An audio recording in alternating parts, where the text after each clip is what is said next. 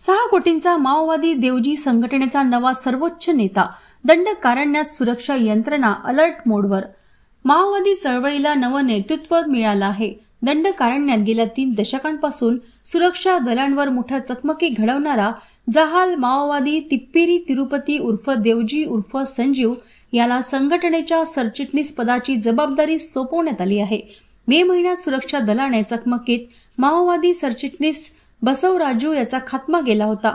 त्यानंतर देशभरातल्या माओवादी संघटनेचं नेतृत्व कोणाकडे जाणार याकडे सुरक्षा यंत्रणांसह सर्वांचं लक्ष लागलं होतं।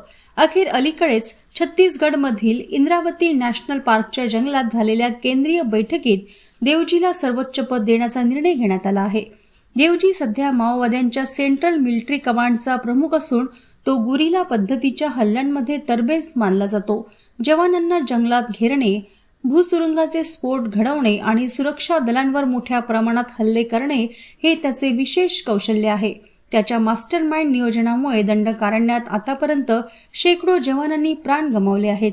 देवजीवर सरकारने तब्बल 6 कोटीचं बक्षीस जाहीर केलं आहे। त्याच्या नेतृत्वाखाली माओवादी संघटनेला नवं बळ मिळालं असल्याने देशभरात विशेषतः दंडकारण्यात सुरक्षा यंत्रणा आता अलर्ट मोडवर आल्या आहेत।